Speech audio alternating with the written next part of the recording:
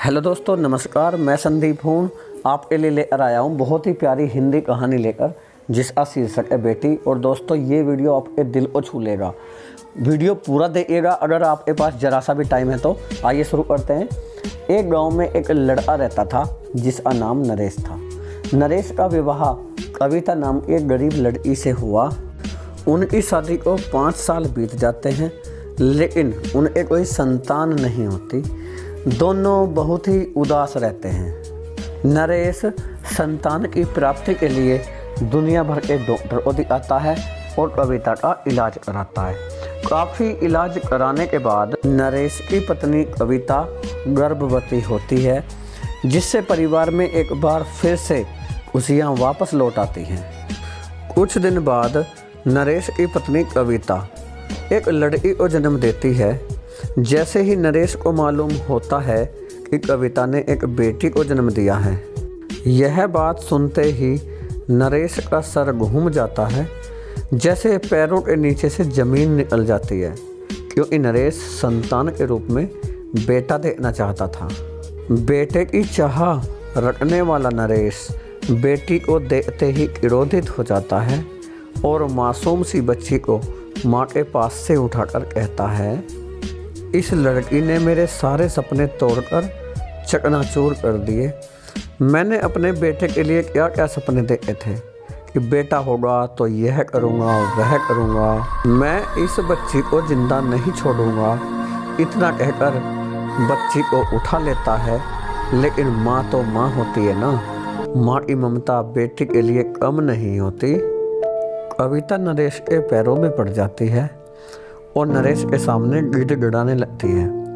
मैं आपके हाथ जोड़ती हूँ, पैर पड़ती हूँ, मेरी बेटी को मत मारो, इस पर दया करो। नरेश अपनी पत्नी कविता से बोला, इस लड़की ने पैदा होते ही मेरा सुख और चैन सब छीन लिया है। मैं इसे अपनी नज़रों से हमेशा के लिए दूर कर दूंगा। कविता नरेश के सामने हाथ जोड़कर मासूम सी बच्ची की ज़िंदगी की भीख मांगते हुए कहती है, भगवान की यही इच्छा थी, हमारे भाग्य में लड़की का जन्म ही लिखा था। कविता कहती है कि लड़की या लड़का पैदा होना सब भाग्य का खेल है। इसमें इस मासूम बच्ची का क्या दोष है जो आप इस बच्ची को मारना चाहते हैं। कविता की बात सुनकर नरेश बोला, ठीक है, मैं इसे नहीं मारूंगा, परंतु मैं इस लड़की की शक्ल नहीं देखना चाहता और ना ही कभी मैं इससे बात करूंगा। इतना कहकर नरेश बच्ची को देकर घर से बाहर चला जाता है। दिन भर घर से बाहर रहता है और शराब पीना शुरू कर देता है। नरेश देर रात को घर लौटता है। कविता नरेश की हालत देखकर घबरा जाती है और उससे पूछती है, आप शराब पी कर आए हैं? नरेश क्रोधित होकर जवाब देता है कि तुमने एक लड़की को जन्म देकर मेरे सारे सपने चकनाचूर कर दिए और ऊपर से मेरे साथ जबान लड़ाती है। यह कहते हुए नरेश कविता को 2 थप्पड़ जड़ देता है और घर से बाहर चला जाता है। उधर कविता घर पर पड़ी हुई रोती रहती है। अब नरेश का रोजाना शराब पीना आम हो गया। दिन शराब से शुरू होता और शराब पर ही ख़त्म हो जाता।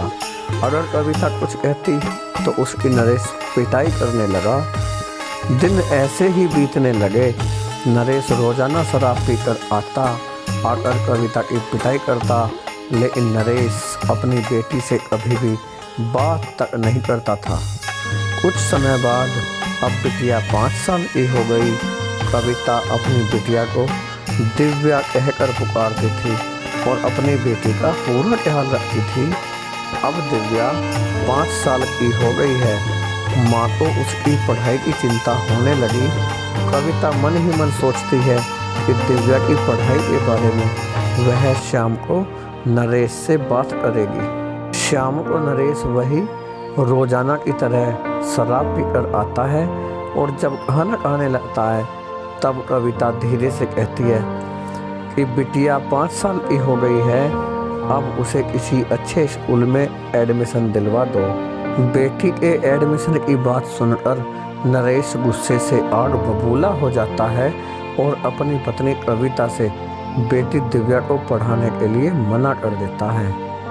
लेकिन कविता दिव्या की पढ़ाई के लिए बहुत ज़्यादा जिद करती है।